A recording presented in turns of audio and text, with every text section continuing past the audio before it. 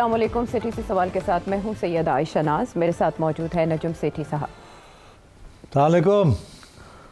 सेठ साहब, बलूचिस्तान का माजी और हाल अक्सर ज़ेर बहस रहता है। यहाँ तक कि वहाँ के रूट कॉज, जो प्रॉब्लम का रूट कॉज है या फॉल्ट लाइंस है, उसके ऊपर आपके 2 शोज़ ये पिछले साल हमने 30 और 31 अगस्त को किए हैं।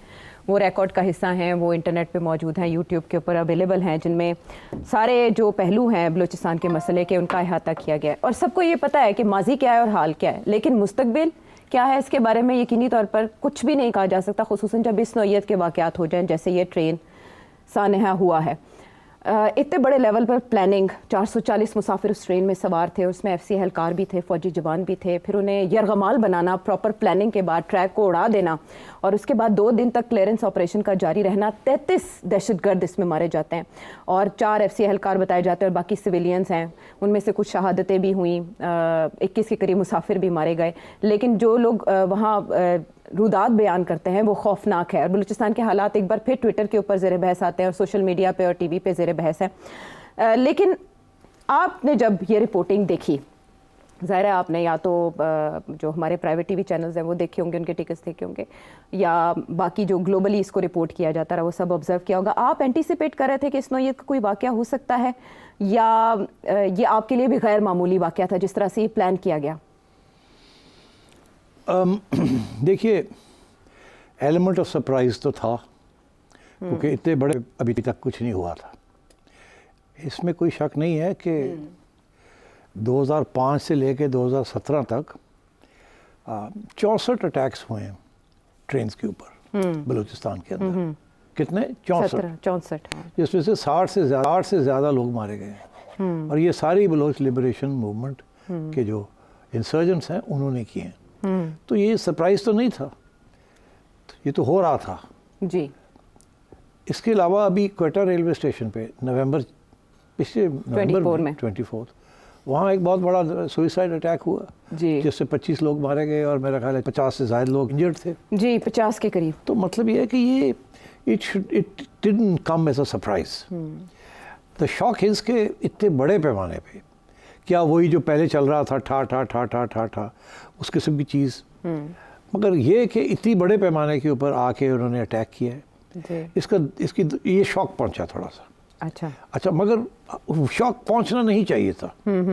इससे पहले भी बहुत बड़े पैमाने पे अटैक्स हुए हैं, मच जेल के ऊपर हुए हैं, और भी बड़े हुए, मैं आई कैन नेम देम, जहाँ 30-30, 25-25 इंसर्जेंट्स ने आके हमले किए एंड सो ऑन। तो ये बट क्योंकि ये इतने उसके अंदर फौजी जवान थे जो अपनी फैमिलीज़ के साथ घर जा रहे थे, तो it became a big issue. और ट्रेन की हाईजैकिंग एक किस्म की, अटैक्स तो हमने देखे थे रेलवे स्टेशंस के ऊपर, ट्रैक्स के ऊपर उड़ा देते थे, मगर एक ट्रेन को हाईजैक कर लेना ये पहली दफ़ा ऐसे हुआ, और हॉस्टेज बना लेना, और फिर लोकेशन का इंतखाब देखें, ईजी नहीं था operation. So that is why इसमें ये लगता है ऐसे था कि इट्स हाईली प्लान्ड।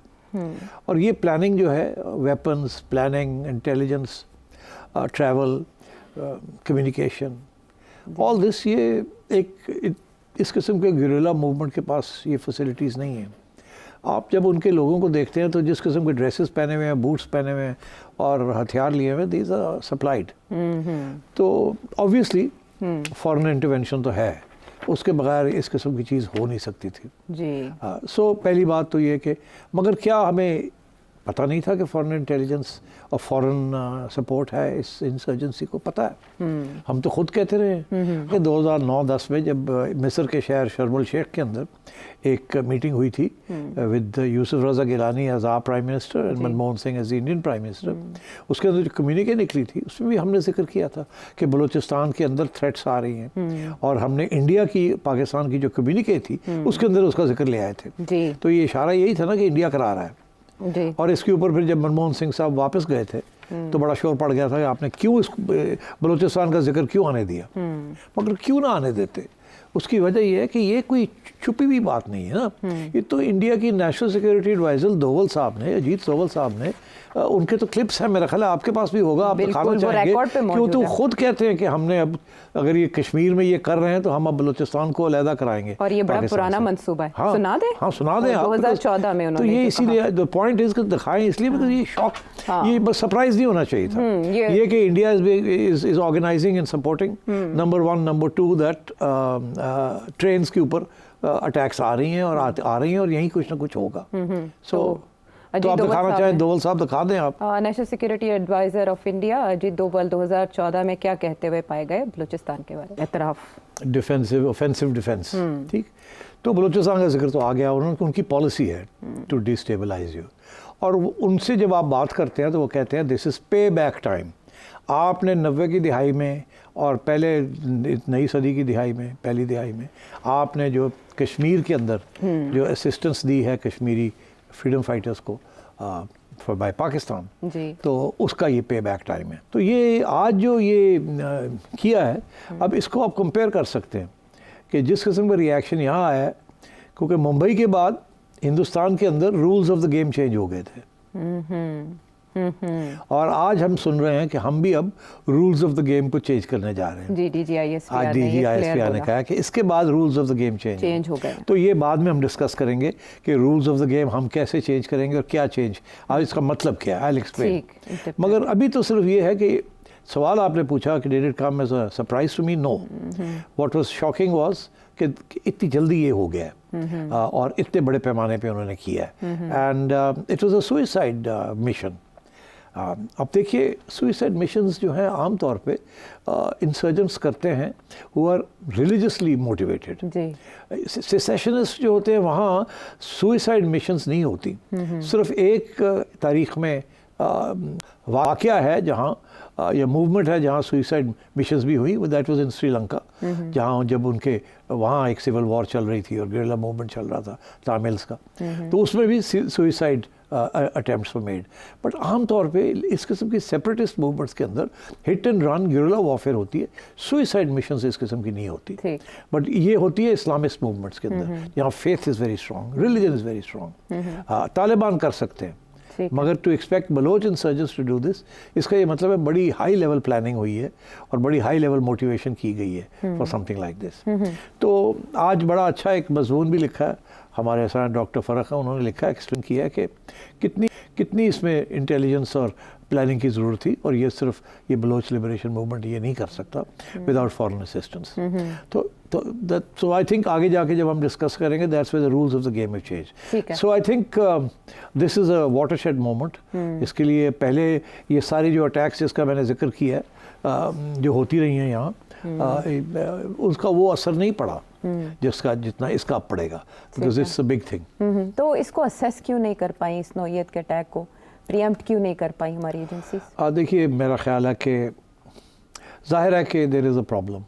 किसी ने सवाल पूछा राना सनाउल्लाह साहब ने से उनसे कि जी क्या जिम्मेदारी जो है ये बलूचिस्तान की जो सिविलियन हुकूमत है उसकी है या किसी और की है, तो सुना दें वो क्या। हाँ, ये राना सनाउल्लाह साहब ने 11 मार्च को एक निजी टीवी को इंटरव्यू देते हुए सवाल का जवाब देते हुए क्या कहा, जिम्मेदारी किसकी है? अच्छा सेठ साहब, कन्फ्यूजन तब पैदा हुई मेरे जहन में जब DGISPR ने इसके बरखिलाफ जवाब दिया, जब उनसे ये सवाल किया गया 12 मार्च को DGISPR ने क्या कहा? जी हाँ, जाहिर है कि अब और वो क्या कहेंगे, अब मेरा ख्याल है इस पर क्या मैंने तबसरा करना। ये मिली जुली बात है, कुछ मिनिस्ट्रीज़ जो हैं वो डायरेक्टली कंट्रोल की जा रही है कहीं और से, और कुछ मिनिस्ट्रीज़ जो हैं वो प्राइम मिनिस्टर साहब कर रहे हैं। अभी तो ये तो अब मजाक ही बन गया ना कि interior ministry is not with the prime minister. और बलूचिस्तान की हुकूमत भी जो है वो प्राइम मिनिस्टर में उसमें बहुत कम रोल है उसमें, कोई वी ऑल नो दैट। यहाँ से इंटीरियर मिनिस्टर मुफ्ती साहब को उठा के ले गए, वहाँ जाके चीफ मिनिस्टर बना दिया, and so on and so. Balochistan has always been for a long time the domain of the establishment और द मिलिट्री एस्टैब्लिशमेंट। और उसकी वजह ये है ना, because there is an Indian hand there, because there's an insurgency there. अगर insurgency ना हो तो then there's no problem.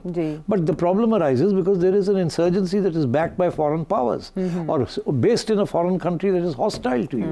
तो फिर जाहिर है आपकी national security establishment involve हो जाती है ना. So it's understandable. अच्छा, मगर जो problem यही आ रहा है कि क्या are they dealing with this insurgency the right way or not? And so I think that's what we have to look at. मैं देख रहा था कि 2014 में जो टाइमलाइन है ऑफ अटैक्स, ये मतलब है कि ये तो पिछले साल 2024 में जनवरी से शुरू हुआ है। जनवरी 30 को 3 कोऑर्डिनेटेड अटैक्स हुए जिसमें रॉकेट्स, सोफिस्टिकेटेड वेपन्स मार्च में हुए, जो कि सिर्फ 70 किलोमीटर है क्वेटा से, और जिसमें 15 रॉकेट्स फायर किए गए वगैरह वगैरह वगैरह। फिर मार्च 20 को 8 टेररिस्ट BLA से उन्होंने ग्वादर में अटैक किया। उसके बाद मार्च 26 को तुर्बत में अटैक किया, नेवल बेस है वहाँ अटैक किया, 6 टेररिस्ट मारे गए। अप्रैल 13 को 9 पैसेंजर्स पंजाब से आ रहे थे बस के अंदर, उनको उतार के मार दिया गया। मई 10 को 7 लेबरर्स को मार दिया गया। जून 23 को किडनैप कर लिए 14 लोगों को जरगूंद एरिया से हरनई के अंदर। तो ये पूरी लिस्ट है। जून 27 को 50 मिलिटेंट्स ने फ्रंटियर को चेक पोस्ट को अटैक किया, 50। तो ये तो 33 थे, 50 पहुंच गए थे वहाँ। तो अगस्त 13 को डिप्टी कमिश्नर पंगलूर को मार दिया उसकी गाड़ी के ऊपर जो क्वेटा कराची नेशनल हाईवे पे थी। और अगस्त 26 को सबसे ज़्यादा लोग 50 लोग मारे गए डिफरेंट प्रोविंस के डिफरेंट हिस्सों में अटैक्स बाय BLA। फिर अक्टूबर 2 चाइनीज़ को मार दिया गया और चाइनीज़ कॉन्वॉय था कराची एयरपोर्ट के करीब वहाँ। फिर अक्टूबर 30 को एक कंस्ट्रक्शन साइट थी डैम पंजूर में मकरान के अंदर, वहाँ। नवंबर 9 को ये इधर क्वेटा में जो हुआ, जो इससे जिक्र मैंने किया। फिर नवंबर 17 को सिक्योरिटी पर्सनस 7 मार दिए गए कलात के अंदर। जनवरी में फिर 5 मार दिए गए एंड सो ऑन। और जनवरी 9 को खुजदार के अंदर बहुत बड़ी अटैक हुई जिसके अंदर 80 मिलिटेंट्स अंदर आ गए। अब 80 लोग कहाँ से आए? ईरानियन बलोच बॉर्डर से लेके आना 80 लोगों का कोई आसान काम है? 80 लोगों की तो पूरी एक छोटी सी बटालियन बन जाती है। तो वो मतलब है और किसी को पता नहीं है आ रहे हैं जा रहे हैं, हमारी कोई सैटेलाइट सर्वेलेंस नहीं है। तो मतलब है इट्स अ ह्यूज एरिया, जहाँ से चाहें वो आ सकते हैं। You will need to put your entire army into Balochistan in order to fully make sure कि कोई आ ना जा सके। वो तो पॉसिबल नहीं है with a threat from India all the time. तो इसलिए we have a serious issue here and this is what guerrilla warfare is. और उनको एक सेफ हेवन मिल गया अफगानिस्तान के अंदर जिसमें the Afghans are not doing anything to help the Pakistanis and ये वो बैठे हुए हैं, इंडिया फुल फ्लैश कर रहा है। तो I think we have a serious issue which is why अब ये बात हो रही है ना रूल्स ऑफ द गेम। कि रूल्स ऑफ द गेम यही थे कि क्या बलूचिस्तान प्रोविंस को कैसे प्रोटेक्ट किया जाए, या BLA को कैसे ख़त्म किया जाए, या अब लोग इसमें बहुत से सॉल्यूशंस ऑफर कर रहे हैं। We can discuss those as we go along. उससे पहले जो खबर वज़ीर आज़म के विजिट पे आ रही है, वज़ीर आज़म ने वहाँ एक इजलास मुनक्किद किया और सबके साथ वहाँ बातचीत हुई है, ब्रीफिंग उनको दी गई है। खबर यह है कि बलूचिस्तान का इंटेलिजेंस सेटअप तब्दील करने का हुक्म दिया गया है। तो इसका मतलब है कि फॉल्ट वहाँ था? देखिए इंटेलिजेंस सेटअप तो होना चाहिए था ना वहाँ कोर हेडक्वार्टर्स भी है सदर्न कमांड की, वहाँ FC भी है, सब कुछ है वहाँ। तो hundreds of thousands of people are involved there। MI भी है, ISI भी है, they have station commanders, they have everything। तो क्यों ये is this an intelligence failure और is this a strategic failure? कि स्ट्रेटेजिक फेलियर सोचा ही नहीं था कि ये हो सकता है। एक तो वो प्रॉब्लम है ना, अगर ये सोचा होता तो फिर आप कहते कि इंटेलिजेंस फेलियर है। अगर सोचा ही नहीं था तो फिर इंटेलिजेंस तो थी नहीं। You never thought it was important. So I think there been ये असेसमेंट जो थी ना कि ये BLA कितनी स्ट्रॉन्ग है, कितनी बैकिंग है, क्या क्या कर सकती है, ये मेरा ख्याल है सही असेसमेंट आज तक हुई नहीं। और अगर हुई है तो ज़ाहिर है गलत निकली है। I don't know, but you see the facts on the ground are that ये चीज़ें हो रही हैं, you are unable to do anything about it. तो इसकी जिम्मेदारी किस पे आयद होती है? वज़ीर दिफा का इस्तीफ़ा भी मांगा जा रहा है, वज़ीर दिफा बैश कर रहे हैं पाकिस्तान तहरीक इंसाफ को असम्बली में। दूसरी तरफ इंटीरियर मिनिस्टर वो भी तनकीद की जद में है कि वो क्या कर रहे थे जो बलूचिस्तान को एक SHO की मार कहते हैं। राणा साहब ने तो ऑलरेडी आपको बता ही दिया है कि इसमें हुकूमत और इंटीरियर मिनिस्ट्री वगैरह का तो कोई रोल ही नहीं है। तो इसलिए वाई आस्क फॉर रेजिग्नेशंस जो होनी नहीं है। द रियल डिसीजन मेकिंग कहीं और है और वहाँ आप ये सवाल नहीं पूछ सकते। वहाँ जो अगर जवाब भी हैं तो आपको नहीं मिलेंगे बिकॉज ऑफ सिक्योरिटी रीजंस, कि कुछ बातें होती हैं जो आपको नहीं बताई जा सकती। तो इसलिए आई थिंक इम्पॉर्टेंट चीज़ ये है कि अब कम से कम जाके कोई रिव्यू तो हो। ये बड़ी खुशाइन बात है कि हमें ये सुना है कि rules of the game are changing. ये rules of the game should have changed 10 years ago। जब आपने ये देखा था तो थोड़ी सी प्रोजेक्शन तो होनी चाहिए थी कि पे बैक टाइम आएगा, बीजेपी ये करेगी। आपको हिंदुस्तान ने मुंबई के लिए माफ़ नहीं किया, उसके बाद जो कश्मीर में हुआ उसका माफ़ नहीं किया और वो अपना बदला लेंगे। ये तो पता था आपको, तो उन्होंने खुद कहा था आपको, तो व्हाट डिड यू डू? तो अब क्या रियासत की पॉलिसी वाज़े हो जाएगी रिगार्डिंग बलूचिस्तान इस अनाउंसमेंट के बाद, इस वन लाइनर के बाद? वहाँ ऑपरेशन होगा, इमरजेंसी लगेगी या फिर एंगेज किया जाएगा वहाँ की पावर्स को? नहीं, देखिए इमरजेंसी क्या होती है कि सूबाई हुकूमत के मामलात अपने हाथ में ले लिए, जो तो ऑलरेडी हाथ में है। तो इमरजेंसी लगाने की सिर्फ ये है कि कानूनी तौर पे जो भी कार्रवाई होगी उसको चैलेंज ना किया जाए। वो वैसे भी कोई नहीं चैलेंज करता वहाँ। तो इसलिए मेरा ख्याल है अगर एक लीगल अम्ब्रेला लेना है तो वो आर्टिकल 245 के जी basically it's a form of martial law. 232, 237 232, 237, 245 भी है ना, दैट इज तो फौज नफाज है ना। हाँ, तो वो हो सकता है, दे कैन डू एनीथिंग। तो अब बात ये है कि बट मेरा ख्याल है that is just a legal cover. Government तो है उनके पास वहाँ, and government is basically just to keep everyday life going. थोड़े बहुत डेवलपमेंट प्रोजेक्ट्स, थोड़े बहुत ये, थोड़ा बहुत वो। Otherwise the real powers is with the local military command there and the intelligence. तो अच्छी बात है अगर वहाँ इंटेलिजेंस हाइटन होगी, मिलिट्री कमांड और डायरेक्टली इन्वॉल्व हो जाएगा इन ऑल दिस, और फोर्सेस भेज दी जाएंगी, अच्छी बात है ये, दिस गुड। बट मेरा ख्याल है रूल्स ऑफ द गेम जो चेंज हो रहे हैं वो ये नहीं है। फिर किसके लिए हो रहे हैं और क्या हो रहा है? रूल्स ऑफ द गेम ये हैं जैसे इंडिया ने rules of the game change किए थे कि आपके ऊपर उन्होंने स्ट्रेटेजिक स्ट्राइक्स की थी, आपको धमकी दी थी, ठीक, उन्होंने ऑफेंसिव डिफेंस कर दिया था जी। तो अब आप भी कोई ऑफेंसिव डिफेंस करेंगे या नहीं करेंगे? और इंटरेस्टिंग बात यह है कि आपका offensive defence can not be against India. अब पार्लियामेंट के अंदर कोई बातें शुरू हो गई है कि इंडिया इज बिहाइंड इट, ठीक है, मगर उसकी वजह यह है ना कि हमारे पास जो भी एविडेंस है we have not presented it to the world. हमने कोई serious attempt to present any links between the BLA और BLF on the one side and the Indian establishment और the national security establishment on the other side नहीं है। अगर लोग यहाँ से राजस्थान में जाके ट्रेन हो रहे हैं तो क्या एविडेंस है आपके पास? कोई सैटेलाइट एविडेंस है आपके पास या कोई और एविडेंस है आपके पास कि बलोच लोग जो इंडिया जाके ट्रेन हो रहे हैं या इंडियन इंस्ट्रक्चर्स आके उनको बलूचिस्तान के अंदर जो कैंप्स हैं अफगानिस्तान में वहाँ कर रहे हैं?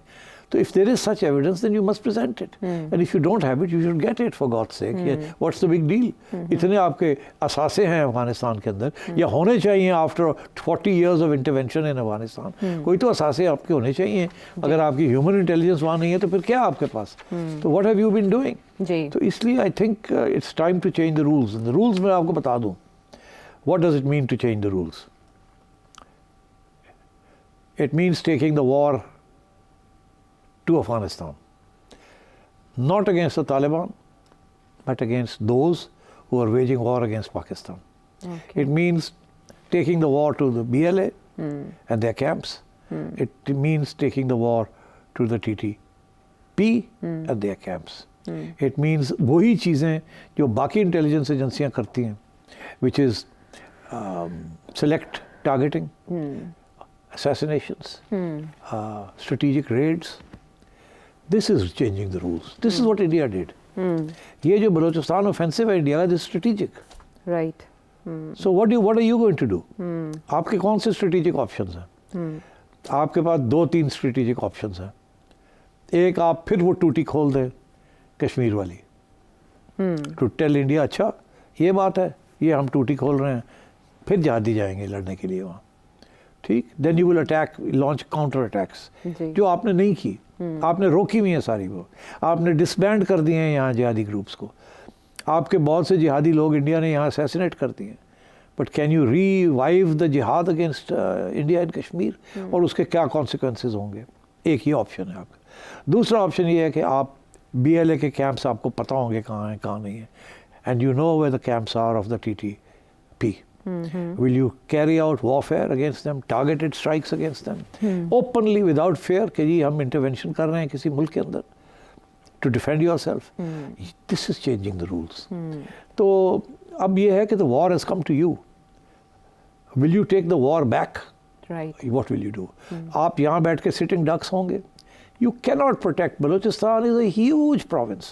मतलब है उसकी जो porous border है runs into thousands of kilometers. सबसे बड़ा सूबा रकबे के लिहाज तो से। मतलब है कहीं से भी लोग आ सकते हैं. सारी जो इनिशिएटिव है विद द इंसर्जेंट्स. जी। अब जितने लोगों ने यहाँ से जाना था वो चले गए हैं अक्रॉस, और जो लोग यहाँ से अब भी उठ के जाना चाहेंगे बच्चे ज्वाइन करने के लिए इस मूवमेंट को, वो जाएंगे. आप उनको कैसे रोकेंगे? द बॉर्डर इज पोरस, वो चले जाएंगे. They will go and join the BLA. तो how will you degrade the BLA? ठीक. जैसे कि इंडिया ने आपके जिहादियों को डिग्रेड किया, आप कैसे डिग्रेड करेंगे BLA को? आप कैसे TTP को डिग्रेड करेंगे?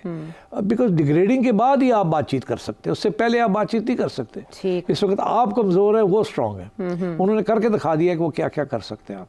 तो changing the rules of the game means, in my view, कि अगर ये सोच रहे हैं तो फिर इसके ऊपर बात हो सकती है. Changing the rules of the game is offensive defence, which again जो इंडिया ने किया है. But this time not against India. India ने तो प्रॉक्सीज इस्तेमाल कर रहे हैं ना. India is helping the Taliban and BLA और द BLF दोनों. तो you have to also have think of some similar strategies. And I think उसके साथ फिर आपके जो अफगान गवर्नमेंट है इस वक्त, अखुनज़ादा साहब की जो TT एक ही अफगान गवर्नमेंट है, उसके साथ आपके तल्लुकात ख़राब होंगे. सो बी प्रिपेयर्ड कि उधर से जो बैकलैश आएगी. तो ये सारी चीज़ें अब आपने स्ट्रेटेजिकली प्लान करनी है, कैसे करना है और कैसे नहीं करना. ठीक. और यहाँ सिर्फ इंटेलिजेंस आपकी बेहतर होनी चाहिए, जो कि हमेशा इस किस्म के एरियाज़ में होता है. और फिर उनको छोड़ा भी नहीं जाता जल्दी, because you can't afford it. किसी ने पनाह दे दी, किसी ने ये कर दिया, किसी ने वो कर दिया, किसी के कबीले के तल्लुकात थे तो वो आने दिया जाने दिया, ये बताया नहीं, एंड सो ऑन. तो ये दिस इज़ नॉट प्रोडक्टिव. ठीक. प्रोडक्टिव चीज़ तो कुछ और है अब. और अब तो इशारा आ गया वहाँ से. तो I think you need to be very clear. मैंने सुना है अभी लोग कुछ शुरू हो गए हैं कि जी हमने बलूचिस्तान में ऑटोनॉमी दे दें गवर्नमेंट को वहाँ की, और वहाँ के सिविलियंस को स्ट्रॉन्ग कर दें और ये कर दें वो कर दें. Nonsense. It's not going to work. ये आज का फॉर्मूला नहीं है. ये फॉर्मूला 30 साल 40 साल पहले का था, आजमाया गया कई उस वक्त ये BLA BLF नहीं थे. उस वक्त आप ये चीज़ें करते जब आपको करनी थी. आपने उस वक्त जाके बलोच लीडर बुगटी को मार दिया. उस वक्त तक कोई ऐसा फॉरेन इंटरवेंशन नहीं थी. उस वक्त लोकल चीज़ें होती थी.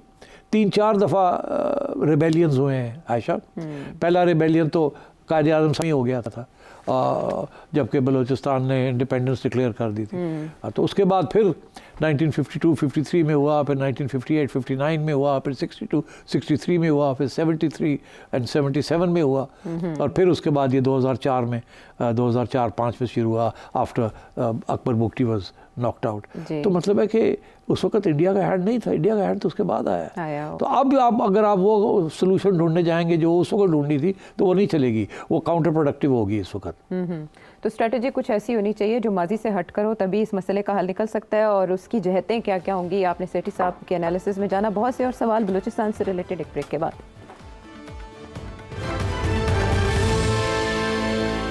Welcome back to the show. मसाइल हमेशा डिस्कस होते हैं, लेकिन हल जाहिर है कोई ना कोई निकाले. और आप जो बता रहे थे उसमें मेरे जहन में ये सवाल आया कि अब काबुल से मामला उठाने की बात फॉरेन ऑफिस ने की है, इंडिया को ब्लेम किया है, काबुल से मामला उठाने की बात की है. तो पाकिस्तान फौरी तौर पर कैसे रिएक्शन देगा, बदला कैसे लेगा? देखिए, पहले भी तो बड़े मसले बनते रहे हैं ना, तो प्रोटेस्ट करते रहे कि जी आपने BLA को पनाह दी हुई है, आपने TTP को पनाह दी हुई है. ये तो बातें चलती रही है ना. तो ये तो तालिबान हैज़ नॉट घास नहीं डाला आपको. मगर अब जो नई सिचुएशन हो रही है, जिसका इशारा मैंने 2-3 पहले प्रोग्राम किए उसमें किया था, कि अफ़गानिस्तान के अंदर सिविल वॉर की खतरा बढ़ता जा रहा है. और वहाँ डिविजन्स क्रिएट होनी शुरू हो गई between the Haqqani Akhundzada group. ये मैंने 2-3 दफ़ा इसका जिक्र किया है. मैं समझता हूँ ये अब तेज़ी पकड़ेगी. उसकी वजह यह है कि हकानी साहब जो है, सिराज हकानी साहब, वो अब अफ़गानिस्तान में नहीं है जी. तो हकानी साहब जो है वो अब पहले दुबई में थे, फिर मैंने सुना कहीं और थे, फिर अब मैंने सुना कि वो आके पनाह ले रही है. तो और अखुनज़ादा साहब ने उनके ऊपर भी हेड मनी लगा दी. तो और सो ही सीज्ड अखुनज़ादा स्ट्रेंथनिंग हिमसेल्फ। तो डिविजन्स तो हो गई ना अफगानिस्तान के अंदर खुली। तो अब Pakistan will definitely in my view the rules के अंदर they will also change the rules vis a vis Afghanistan. बहुत हो गया, बढ़िया आपको समझाया है, आप नहीं सुन रहे, तो ठीक है, फिर रेजीम चेंज। अब अफगानिस्तान के अंदर भी Pakistan will support regime change, this is my assessment, और at least it should try to do this, because वो तो हॉस्टाइल रेजीम बैठी हुई है, हेल्प ही नहीं कर रहा है आपकी हेल्प क्या, आपको तो खतरे में डाला, नुकसान पहुंचा रहा है। और मैं समझता हूँ इसके अंदर इंटरनेशनल कम्युनिटी पाकिस्तान का साथ देगी। अच्छा। उसकी वजह यह है कि international community doesn't like Akhundzada, और जिस किस्म की वो रिलीजियस बुनियाद परस्ती है, वहाँ वो इंटरनेशनल कम्युनिटी भी नहीं करेगी, पसंद करेगी।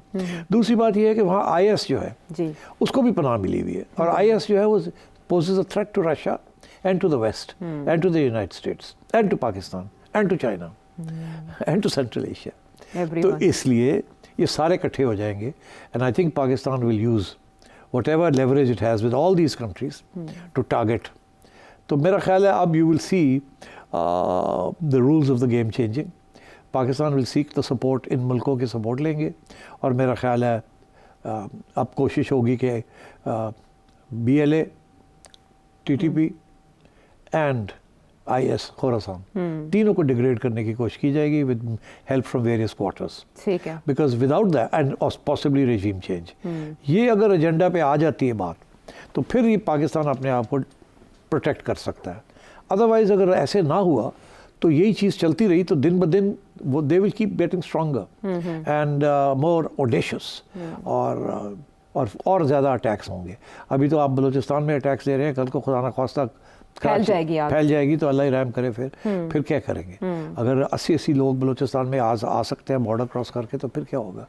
और इधर जो दूसरा बॉर्डर है वहाँ भी आपकी और अफगानिस्तान हुकूमत की नहीं बन रही, तोरखम के अंदर जो कुछ हो रहा है, वक्त वापस चला गया, उनका नाराज वापस चला गया, क्योंकि वो तो मतलब भाई यू हैव इश्यूज नाउ। पुराने ज़माने में हमें कहा गया था कि आपका ईस्टर्न बॉर्डर सेफ है, ये बॉर्डर है, वो बॉर्डर तो अपनी गली कोई नहीं, वो तुम्हारी स्ट्रेटेजिक डेप्थ है, वो अब आपकी स्ट्रेटेजिक वीकनेस बन गई है, और ये इधर कुछ मसले खत्म हो गए। तो अब देखना ये है कि किस हद तक आपकी नेशनल सिक्योरिटी एस्टैब्लिशमेंट कोई नेशनल प्लान ऐसा बनाती है, क्योंकि डोमेस्टिक जो नेशनल प्लान बनाए हैं उससे कुछ फर्क नहीं पड़ा। अच्छा, बना हुआ है वो तो नेशनल एक्शन प्लान 2 की बात बिलावल आज कर रहे थे, तो national action plan 2 has to be in international action plan frankly, otherwise ये नेशनल है, ये आपकी जो इंटेलिजेंस रिसोर्सेज हैं, ये मैन पावर है टू थिनली स्ट्रेच्ड, जिस दिन इंडिया चाहे आपका बॉर्डर हॉट कर सकता है, and then you can't move your forces away from there, you can't take your attention away from there.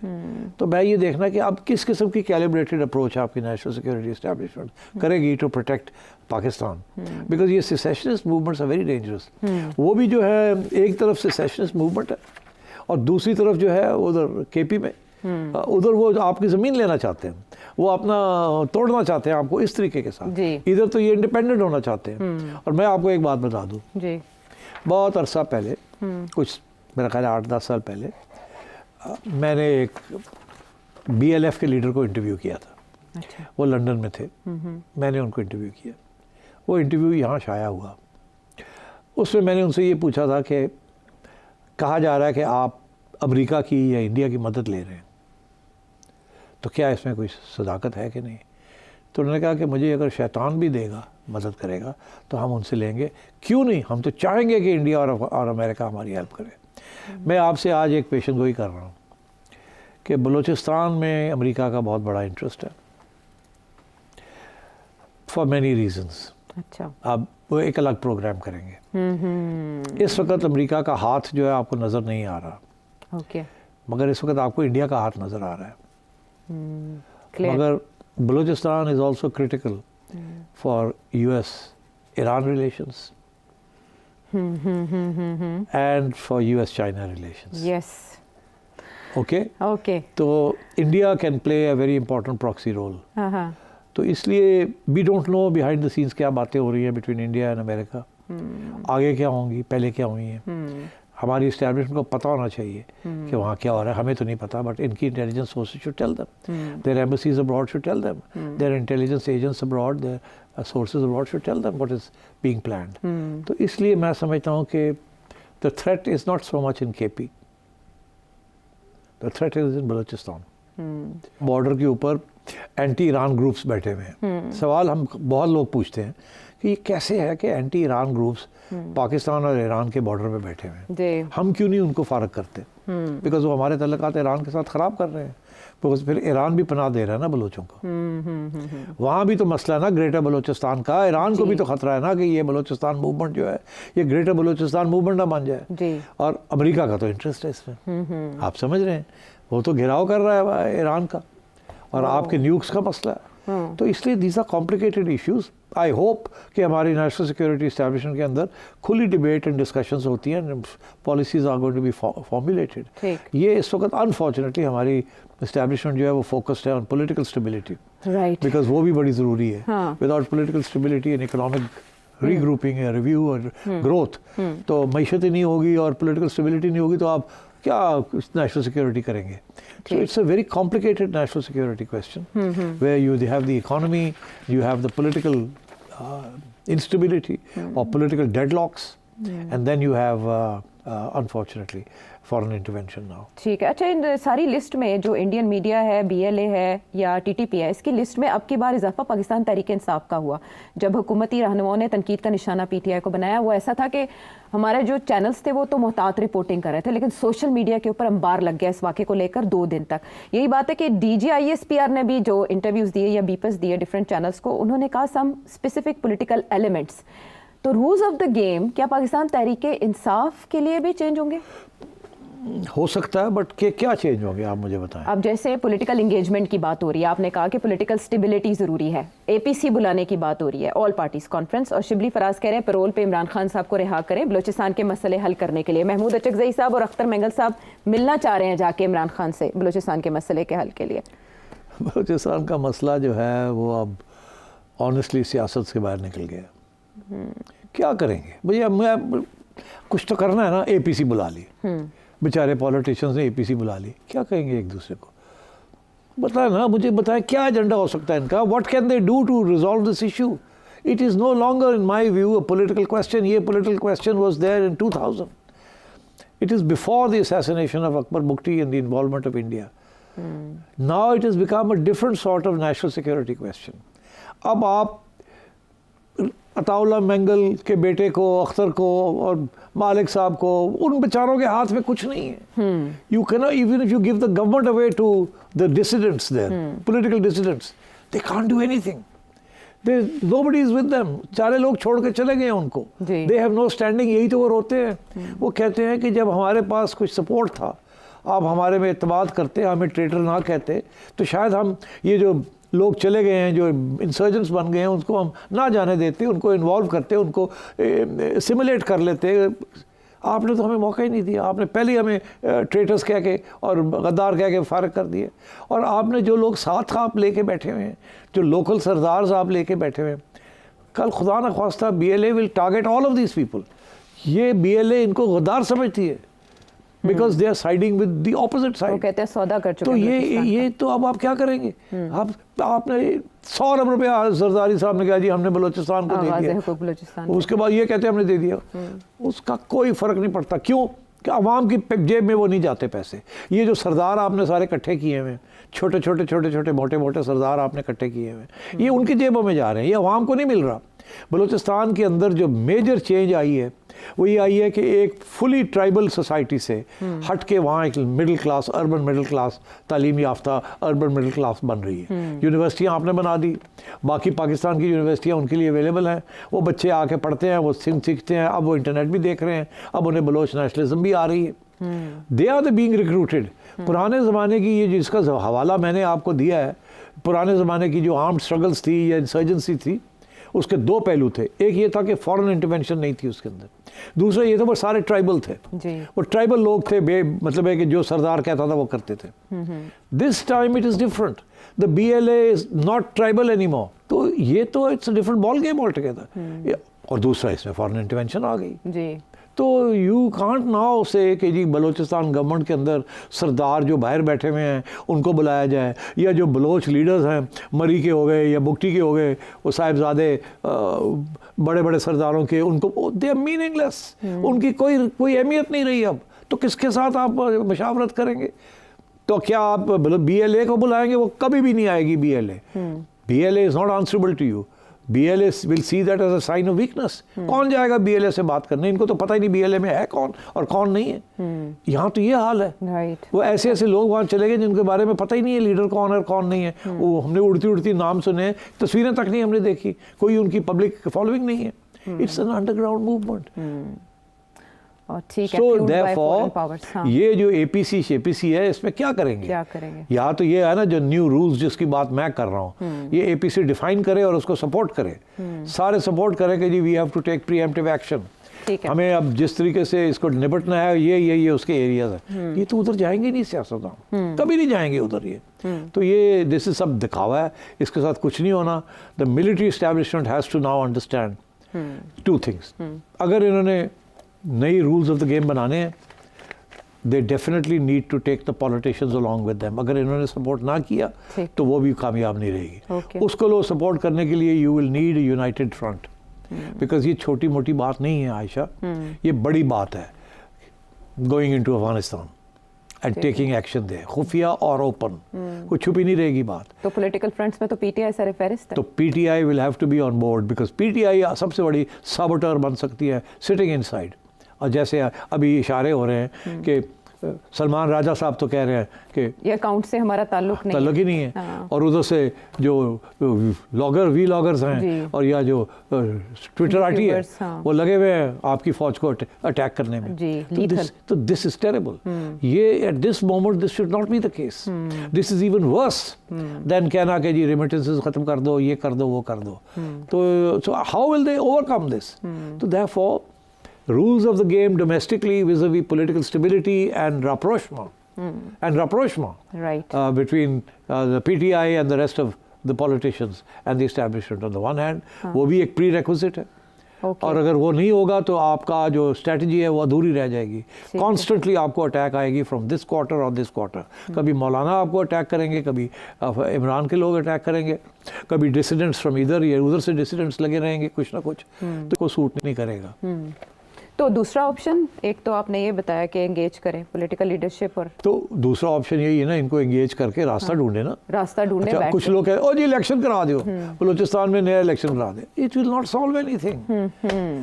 You can't even an election over here will not solve something right now.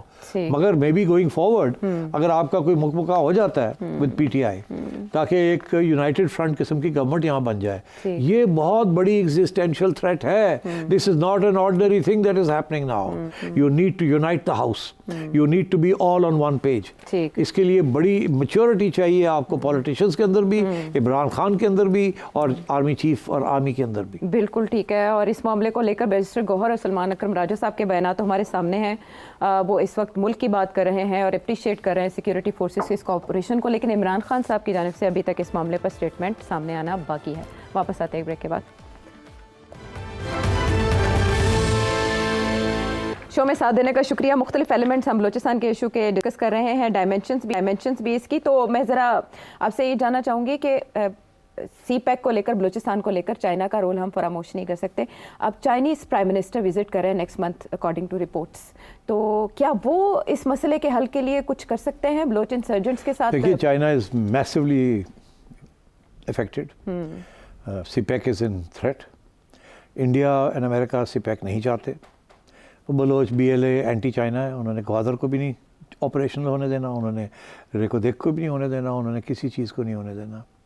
उन्होंने China और अफगानिस्तान के अंदर भी China की footsteps जो हैं वहाँ भी हो सकता है, there may be some attacks over there as well. तो मैं ये समझता हूँ कि China is in a difficult situation. They will support Pakistan fully. उन्हें पता है कि यहाँ अमेरिकन एजेंडा क्या है वाया इंडिया, और अमेरिकन एजेंडा डायरेक्टली भी क्या है. So I think this is a good time कि चाइनीज़ प्राइम मिनिस्टर आएंगे, उनको आप साथ लें, उन्हें बताएं ये मसला है, and ask for his assistance, whether it is intelligence, whether it is economic, whether it is security, whether it is intelligence sources. China के पास भी बहुत सैटेलाइट्स हैं, बहुत इंफॉर्मेशन है, सिर्फ अमेरिका नहीं है.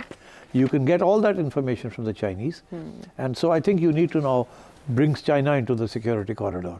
ठीक है. अच्छा, इस तरह के वाक़यात की सोशल मीडिया हैंडलिंग में आप क्या समझते हैं? रियासत ने जितना ये वाकया जिस तरह से हुआ उसको सही हैंडल किया अब इंडियन प्रोपेगेंडा? नहीं, देखिए ये बड़ी बदकिस्मती है कि एक इतना बड़ा हादसा हो जाता है और हमें इंडियन मीडिया पर सुनना पड़ता है या BBC की ट्रेंड करना पड़ता है, और यहाँ यार इसको much better management can take place.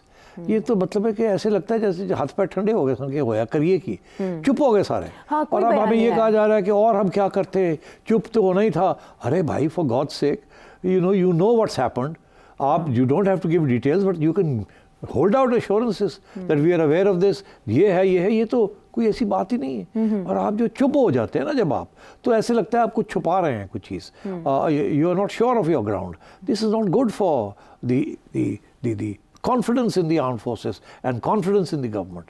The foreign they should have been spokesman stating कि ये हो गया और इसको हम देख रहे हैं और हम ये करेंगे और ये करेंगे और आप फिक्र ही ना करें, हम ये जा रहे हैं वो। They should have been a takeover of the local media by your army and government spokesman to explain what's happening. और छुपाने की जरूरत नहीं थी कि हाँ आ गए हैं, हाँ ये हो रहा है, हम ये कर रहे हैं, वो कर रहे हैं। यार फॉर गॉड सेक, आपने जब ब्लैंकेट इस किस्म की करते हैं तो फिर दुनिया तो खुली हुई है ना, आप हर जगह से सोर्सेस वहाँ से लोग, और फिर अफवाहें शुरू हो जाती हैं जी। तो इट्स डैमेजिंग। तो this is the time to be a little open and a little aggressive rather than पीछे हट के और बंद कर दो सब कुछ, ये कर दो। आजकल के माहौल में ये नहीं हो सकता, तो मगर इनको कौन समझाए। एक दिन तक तो उस वाक़े पर खामोशी रही, वज़ीर दिफा वज़ीर दाखिला गायब रहे या उस पर उन्होंने लबकुशाई नहीं की, लेकिन मीनवाइल जो प्रोपेगेंडा मशीन्स थी वो एक्टिव रहीं। अगर टाइम टू टाइम ब्रीफिंग दी जाती इस वाक़े को लेकर, हमारे मीडिया को एक्टिव रखा, फिर बाकायदा ज़िम्मेदार जो दफातर हैं या ज़िम्मेदार ओहदे हैं उनकी तरफ से बयानात आते रहते हैं, तो शायद फेक न्यूज़ इस तरह से पनप ना पाती और ना ही प्रोपेगेंडा इतना मजबूत होता कि लोग उसको बाय करते। प्रोग्राम में अगर आप मज़ीद कोई सवाल पूछना चाहें, नंबर आपके सामने है। अगले प्रोग्राम तक के लिए हमें इजाज़त है।